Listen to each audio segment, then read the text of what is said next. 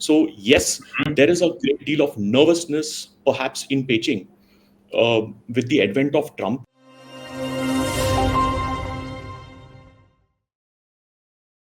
You're watching The Gist on Strat News Global. I'm Ramananda Sengupta.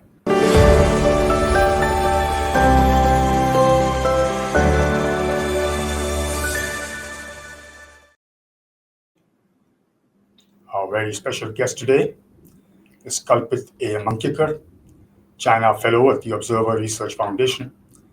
And we're going to be talking about the meeting between our External Affairs Minister, Dr. S Jaishankar, and his Chinese counterpart, Mr. Wang Yi, in Rio De Janeiro on the sidelines of the G20 summit earlier today.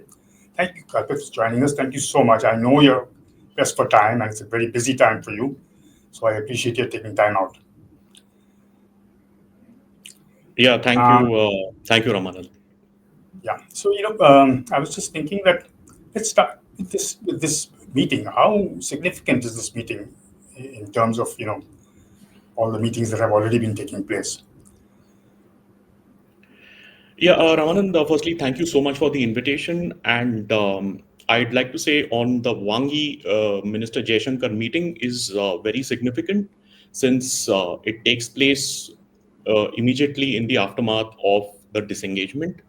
But having said that, India and China have had diplomatic and military level talks throughout the last 4 years of the standoff.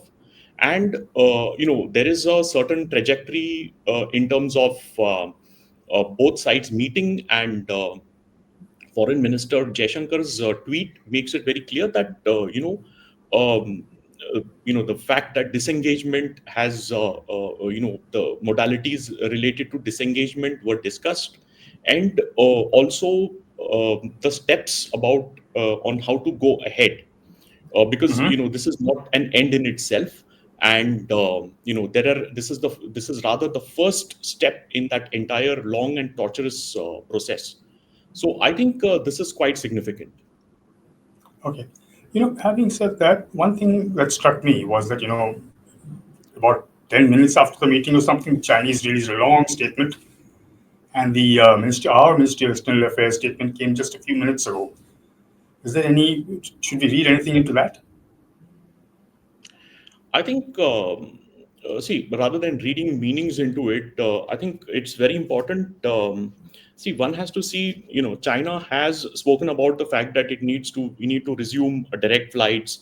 It's very eager to kind of resume, media exchanges, and, also take up the issue of visas, which has been long pending. And um, uh, uh, um, see, there is also this entire thing of moving along with greater people to people ties.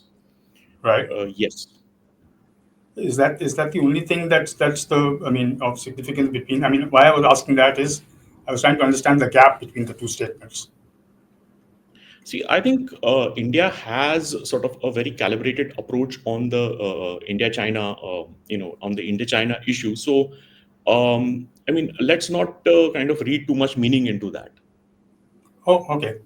So, also I noticed that the Indian media seems to be rather gung-ho of late, saying, we've achieved a major breakthrough over the last few weeks and, last few months, perhaps. How correct is that assessment? See, one thing, Ramanan, is that this is a significant step. But again, as I said, this will, there are many more things to be done ahead. First thing is what the army chief had said, that there has to be a restoration of trust. Mm-hmm. This entire military standoff has gone on for 4 years, and during the last 4 years, we have seen um, increasingly that China tried to change the status quo along different points along the line of control. Um, Mm-hmm.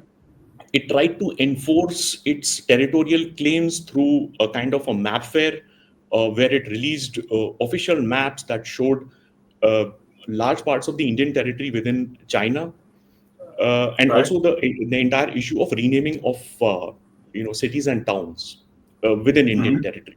So I think, Okay. given these issues, there has to be China has to work towards building trust. The other point is China has over the years built border villages, and it has people it has settled people along these border villages. So I think it's very important for China to address this issue also. The other issue is of China building a lot of border infrastructure, military infrastructure along the border. So I think these Hmm. are issues that China has to address. And also, I think the larger issue, which is a welcome step, is where the special representatives will be taking up the border question.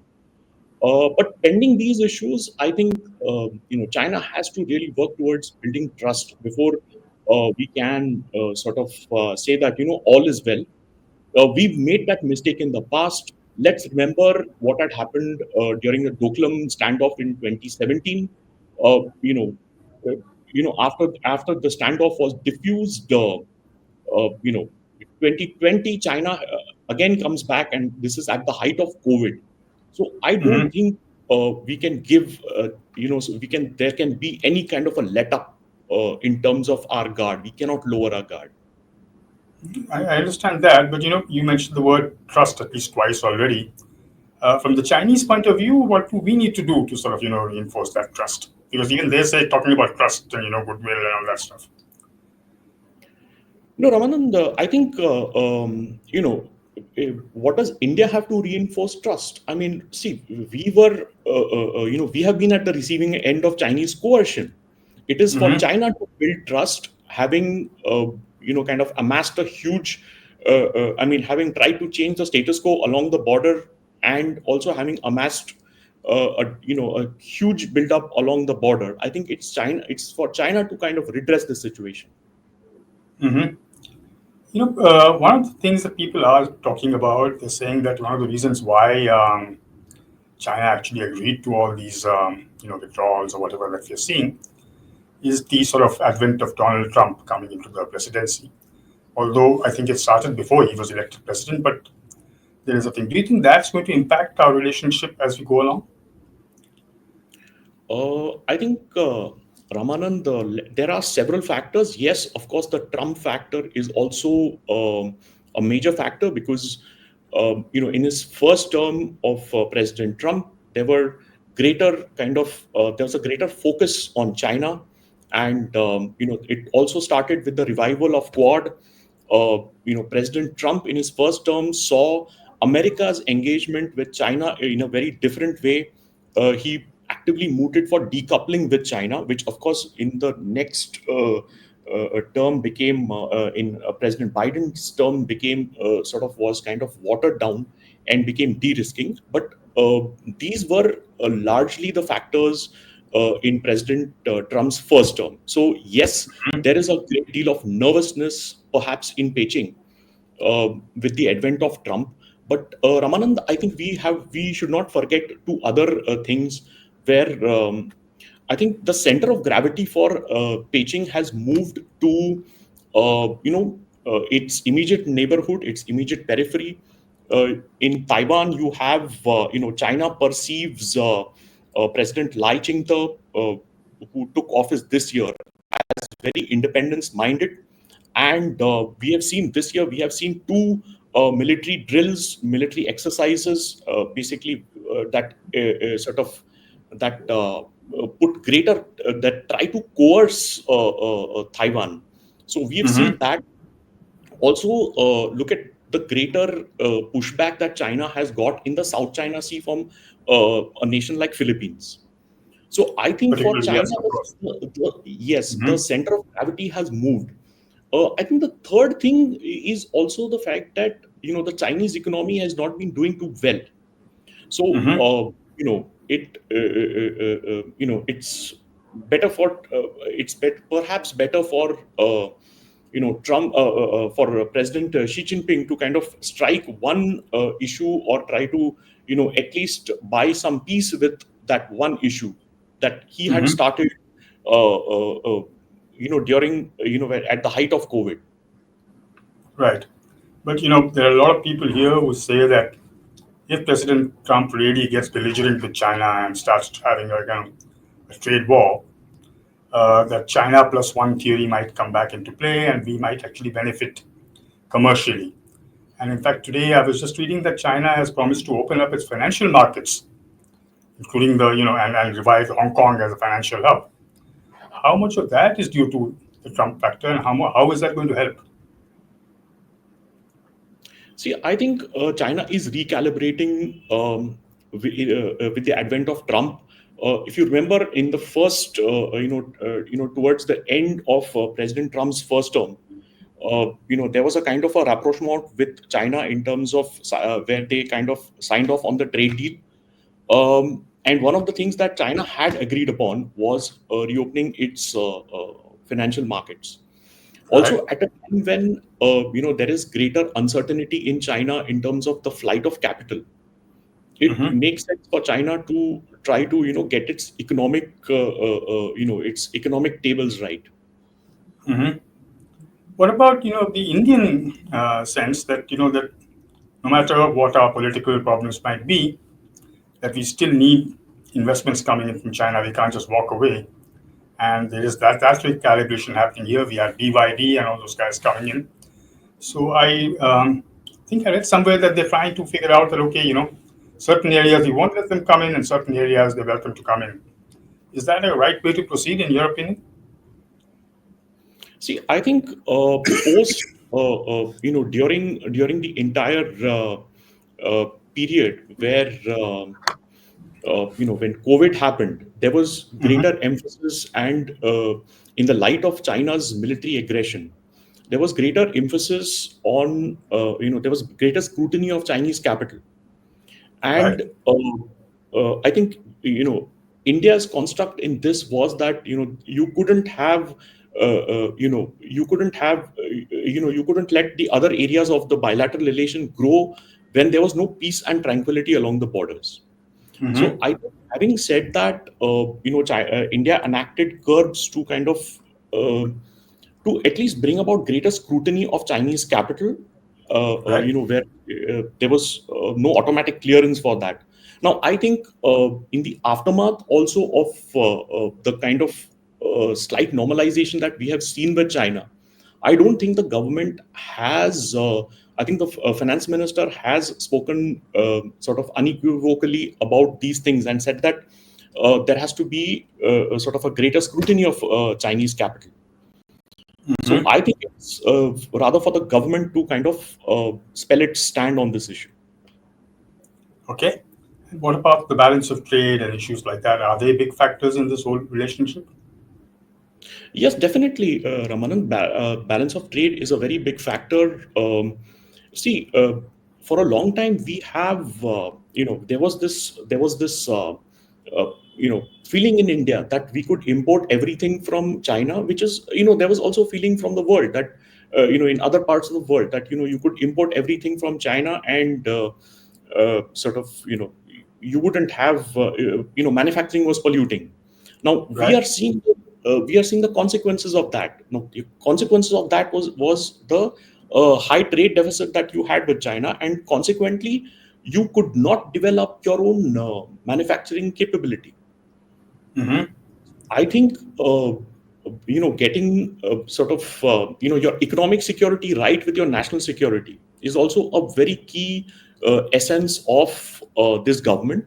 And steps have been taken, like the PLI and the greater sort of you know uh, steps have been taken to kind of invite, let's say, mobile phone makers into India to kind of assemble in India. So I think Mm-hmm. these are steps, and uh, it will take some time for it to bear fruition.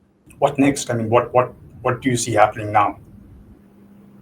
See, I think Ramanand, in terms of Chinese capital, there are certain sectors like the electronic sectors where you know India has been dependent on Chinese investment and Chinese technology. So Mm-hmm. also, the industries have voiced their concern regarding keeping Chinese capital out, and sorry, rather accommodating Chinese capital. And see, these pressures are there, and they will remain in a democracy. and it is for these, and it will there will be some kind of an accommodation that the government will try to reach. Okay. So is that the first step that they want to do? I mean, economic steps, or do you think there's other steps involved as you go along? No, see, I think firstly, I think we have to primarily focus on the issue at hand. The issue at hand is on the border, and also Mm-hmm. on the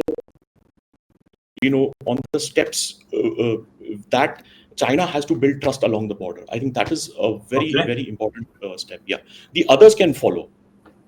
Okay. So, let me just close with one last question if you have the time, which is that, China has recently laid down its 4 lines of, red lines to the US as well too, during the meeting between Xi and Biden. What are our red lines and how clearly have you articulated them? I think we have kind of articulated. See, look at the last 4 years um, of this entire standoff. Three Mm-hmm. things come to mind. One is India's staying power.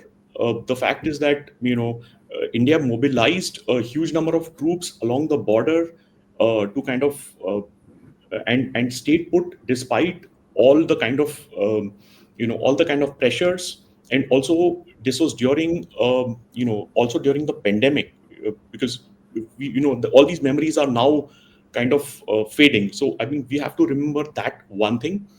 India also, I think what has gone unnoticed in this entire thing is that India's ability to, there has been negotiations both at the diplomatic and the military level, but also very importantly, India has shown its ability or its resolve to kind of hit or hurt China's red lines. See, Mm-hmm. look at here, a congressional delegation from the US came and met with the Dalai Lama. uh, Right. the Indian government kind of openly engaged with them. Mm-hmm. At the issue of giving missiles giving the BrahMos missile to Philippines to combat Chinese aggression in South China Sea. Right. Uh, Look at how this year there has been a greater economic engagement with Taiwan. Now, Mm-hmm. these are all what China calls as core issues. It calls as, these are core interests of China, and these are red lines. The very Right. fact that it has shown resolve to kind of, sort of, poke around these red lines shows Mm-hmm. that, we, uh, along with, along with the stick, along with the carrot, you also weed the stick. So what I'm hearing is that we finally learned how to deal with strength. I mean, earlier we had a problem that, we had strength, but we didn't know how to deal with it. I mean, that's a very good thing to hear. See, that's true, Ramanand. I think with the Chinese, I think we have to remember one thing: you have to counter the Chinese with strength with strength. Right. There was a time when incursions used to happen along the border, and you had an establishment that said that these incursions are really an acne on our faces, that these will just go away. There is wishful thinking. When there was questions posed regarding China trying to build or get a greater foothold in the Indian Mhm. Ocean region, uh, the entire China trying to build a string of pearls around India was seen, was downplayed by the establishment. I think from there we have come a long way. Absolutely. On that note, I know you're in a hurry and I've already gone 36 seconds beyond our stipulated time. Thank you so very much for joining us, and I look forward to having you again. Thanks. Thank you, Ramanand, and it was great being on your show. Thanks. Thank you. That was Kalpit A Mankikar, China Fellow at the Observer Research Foundation, demystifying the meeting between our External Affairs Minister Dr. S Jaishankar and his Chinese counterpart Wang Yi, Rio De Janeiro, and what lies ahead. I do hope you enjoyed this particular edition of The Gist, and I look forward to having you with us again. Till then, this is Ramananda Sengupta signing out.